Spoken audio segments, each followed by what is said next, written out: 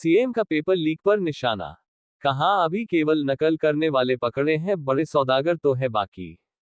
लोकसभा चुनाव के दूसरे चरण के चुनाव प्रचार के अंतिम दिन मुख्यमंत्री भजनलाल शर्मा प्रतापगढ़ पहुंचे, जहां उन्होंने लोकसभा क्षेत्र चित्तौड़गढ़ के उम्मीदवार चंद्र प्रकाश जोशी के समर्थन में एक चुनावी सभा को संबोधित किया। मुख्यमंत्री धमोतर ब्लॉक में बुधवार दोपहर को हेलीकॉप्टर से पहुंचे, जहां सहकारिता मंत्री गौतम दत्त, राजस्व मंत्री हेमंत मीना सहित भाजपा के कई पदाधिकारी ने उनका स्वागत किया। आमसभा को संबोधित करते हुए मुख्यमंत्री भजनलाल शर्मा ने कांग्रेस सरकार पर निशाना साधते हुए कहा कि कांग्रेस ने सिर्फ घोषणा का झूठा जुमला देने के सिवाय कुछ नहीं किया। हमारी सरकार ने जनता से जो वादे किए उन वादों को समय समय पर पूरा किया है।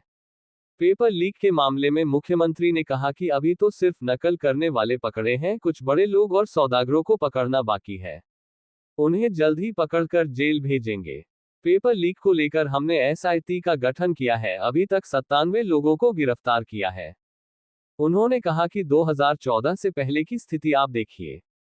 देश में 2014 से पहले बहुत घोटाले होते थे, आए दिन आतंकवादी हमले होते थे, देश तुष्टीकरण के आधार पर चलता था।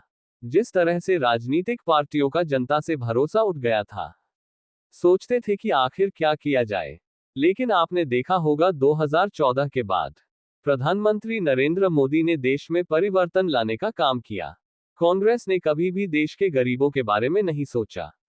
अगर देश के गरीबों के बारे में सोचा तो देश के प्रधानमंत्री नरेंद्र मोदी ने सोचा। गरीब कल्याण की योजना से लेकर देश के विकास, सीमाओं की सुरक्षा से लेकर देश को दुनिया में गौरव दिलाने का अगर किसी ने काम किया तो वह देश के प्रधानमंत्री मोदी ने किया। मुख्यमंत्री भजनलाल शर्मा ने 26 अप्रैल को भाजपा के पक्ष में कमल के फूल के सामने वाला बटन दबाकर भाजपा को जिताने की अपील की। आप सभी को फोन करेंगे, सभी को बताएंगे कि 26 तारीख को सुबह 7 बजे से वोटिंग करनी है और लगातार कमल के फूल का सामने का बटन दबाना है। एक एक वोट वो मोदी जी के लिए जाएगा। सीपी जी का वोट एक एक मोदी जी के लिए वोट जाएगा। मैं माता बहनों से और मैं कहना चाहता हूँ, माता बहनों से कहना चाहता हूँ, क्यों? पहले मतदान और फिर जलपान। माता बहनों, सुबह की चाय बना के तो दे देना, सुबह की चाय बना के तो दे देना 5 बजे 6 बजे। लेकिन जब अगर वो नाश्ता और भोजन की कहना तो पहले ये कहना कि ये नहीं मिलेगा, पहले वोट डाल के आओ फिर ना भोजन पाओ। ये ना करेंगी सभी माता बहने, हाथ खड़े करो। पहले मतदान और उसके बाद जलपान। तो पहले मतदान करने जाएंगे, उसके बाद नाश्ता और भोजन करेंगे। मैं आपसे यही कहना चाहता हूं मित्रों, किसान को बैंकों से कम ब्याज पे पैसा देने का काम अटल बिहारी वाजपेयी जी ने किया। और ये 4 लेन 6 लेन जो 8 लेन जो दिख रहे हैं, ये अटल बिहारी वाजपेयी की देन है। इसी प्रकार देश के प्रधानमंत्री नरेंद्र मोदी जी ने आधारभूत जरूरत है। जब उन्होंने प्रधानमंत्री जी की शपथ ली थी तो 18,000 ऐसे गांव थे जहां पर स्वतंत्रता के बाद बिजली नहीं पहुंचाई थी, परंतु उन्होंने एक लक्ष्य निर्धारित करके उन गांवों में बिजली पहुंचाने का काम किया। आज देश के प्रधानमंत्री नरेंद्र मोदी जी ने संकल्प ले रखा है कि हर घर को नल के माध्यम से जल मिले। इसके लिए भारतीय जनता पार्टी की सरकार पूरी तरह से कटिबद्ध है। आप सभी से मेरा निवेदन है, ये चुनाव सामान्य चुनाव नहीं है। आप 26 अप्रैल को देश के प्रधानमंत्री नरेंद्र मोदी जी देश के प्रधानमंत्री जी का चयन करने जा रहे हैं। छोटी मोटी बातें राज्य सरकार के माध्यम से और अन्य संगठनों के माध्यम से अपन पूरी करेंगे, परंतु ये चुनाव देश हित का चुनाव है। पूरा विश्व नरेंद्र मोदी जी की तरफ और भारत की जनता की तरफ देख रहा है कि वो क्या निर्णय करती है, क्योंकि मोदी जी ने संकल्प लिया है कि अब की बार 400 पार का जो संकल्प है उसके पीछे एक ही लक्ष्य है कि भारत को विश्व शक्ति बनाना।